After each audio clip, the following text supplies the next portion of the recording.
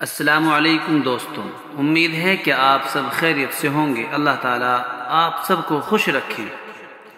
دوستو، اس سے پہلے حصے کے اندر بتلایا کہ عبد المطلب مکانات تھے وہ نوفل نے چھین لیے تھے، اور نوفل سے مکانات واپس لینے کے لیے عبد المطلب نے اپنے ماموں جو مدینے میں رہتے تھے ان سے مدد مانگی۔ ان کے ماموں ابو سعد وہ فوراً ان کی مدد کے لیے مدینے سے آئے اور تقریباً 80 سواریوں کے ساتھ میں آئے اور نوفل سے کہا کہ اب تمہاری خیریت نہیں ہے، یا تو میرے بھانجے عبد المطلب کے مکانات واپس کریے۔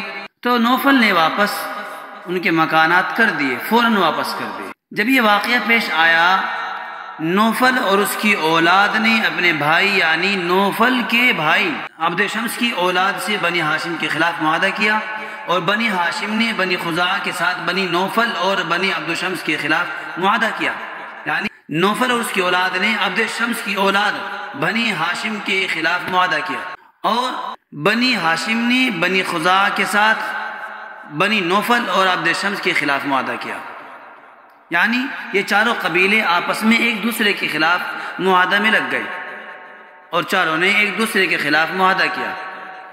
بنی خزاعہ نے کہا کہ ہم عبد المطلب کی حمایت کے زیادہ حقدار ہیں، اس لیے کہ عبد المطلب کے دادا عبد مناف کی ماں بنی خزاعہ کے سردار حلیل کی بیٹی تھی، جیسا کہ گزر چکا ہے۔ چنانچہ بنی خزاعہ نے عبد المطلب سے کہا کہ اٹھو، ہم تمہارے ساتھ ہیں، معاہدہ کرتے ہیں۔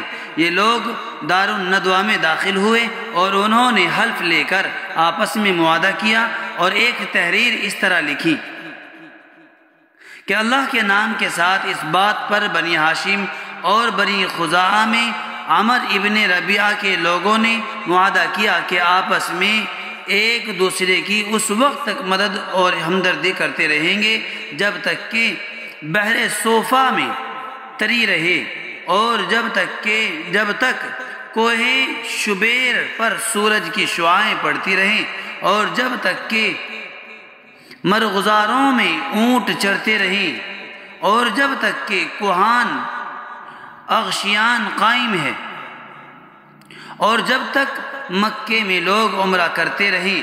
ان سب چیزوں سے مراد ابد ہے، یعنی ہم لوگ ابد الاباد تک ایک دوسرے کی مدد کرتے رہیں گے۔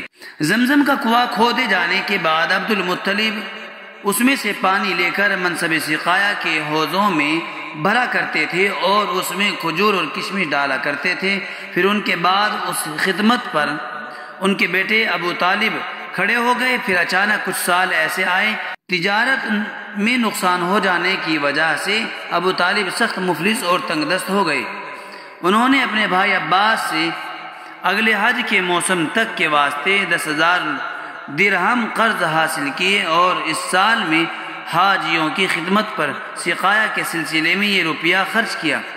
جب اگلا سال آیا تو اس وقت بھی ابو طالب کے پاس روپیہ پیسہ بالکل نہیں تھا جس سے وہ اپنے بھائی عباس کا قرض ادا کر دیتے۔ انہوں نے عباس سے کہا کہ مجھے 14,000 درہم اگلے موسم حج تک کے وعدے پر اور دے دیں، اس وقت میں تمہاری کل رقم ادا کر دوں گا۔ حضرت عباس رضی اللہ عنہ نے کہا کہ اس شرط پر دے سکتا ہوں کہ اگر تم نے آئندہ موسم بھی قرض ادا نہ کیا تو تم منصب سقایا میرے حوالے کر دو گے۔ ابو طالب اس پر تیار ہوئے۔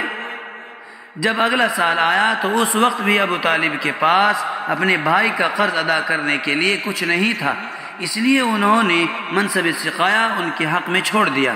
اس کے بعد سے منصب سقایا حضرت عباس اور ان کے بعد ان کے بیٹے حضرت عبداللہ ابن عباس کے پاس آیا۔ پھر یہ منصب خلیفہ صفاح کے زمانے تک بنی عباس ہی میں رہا، پھر بنی عباس نے اس کو چھوڑ دیا۔ منصب رفادہ حج کے زمانے میں لوگوں کی واپسی تک ان کے لیے کھانے کے انتظام کو کہا جاتا تھا۔ قریش کے لوگ قصی کے زمانے میں اپنے مال میں سے ہر موسم حج میں ٹیکس کی رقم نکالتے جو قصی کو دے دی جاتی تھی۔ اس رقم میں سے موسم حج میں کھانا تیار کیا جاتا، اور حاجیوں میں ہر وہ آدمی جو غریب و نادار ہو پورے موسم حج میں یہاں سے کھانا کھاتا تھا۔ یعنی جو بھی غریب و نادار آدمی حج کے لیے پہنچتا تھا تو کھانا وہاں سے کھایا جاتا تھا۔ اس منصب پر قصی کے بعد اس کا بیٹا عبد مناف آیا، پھر اس کے بعد عبد مناف کے بیٹے ہاشم کو یہ منصب حاصل ہوا، ان کے بعد ان کے بیٹے عبد المطلب کو، پھر ان کے بیٹے ابو طالب کو حاصل ہوا۔ ایک روایت یہ ہے کہ عبد المطلب کی طرف سے یہ منصب ان کے بیٹے عباس کو ملا۔ اس کے بعد یہ منصب حضرت صلی اللہ علیہ وسلم کے زمانے میں اور آپ صلی اللہ علیہ وسلم کے بعد خلفائے راشدین کے زمانے میں اسی طرح باقی رہا، پھر اس کے بعد دور خلافت میں باقی رہا، یہاں تک کہ بغداد سے خلافت ختم ہو کر مصر میں پہنچی۔ تو دوستو یہ سلسلہ چل رہا ہے آپ صلی اللہ علیہ وسلم کے نسب شریف کی، کہ آپ صلی اللہ علیہ وسلم کے آبا و اجداد میں کس طرح یہ معاملہ ہوتا تھا، کس طرح معاملہ ٹھہرا، اور یہ معاملات کیسے کیسے چلتے آئے، اور جو ہے آپ صلی اللہ علیہ وسلم کے نسب شریف میں کون کون شخص لوگوں میں کس طرح لوگوں کی مدد کیا کرتا تھا۔ تو دوستو ہمیں ان باتوں سے سیکھنا چاہیے، ہمیں بھی دوسرے لوگوں کی مدد کرنی چاہیے، پانی پلانا چاہیے، کھانا کھلانا چاہیے، حاجت مندوں کی حاجتوں کو پورا کرنا چاہیے، ضرورت مندوں کی ضرورت کو پورا کرنا چاہیے۔ باتیں اچھی لگیں تو دوسروں تک شیئر ضرور کریں اور کمنٹ کریں۔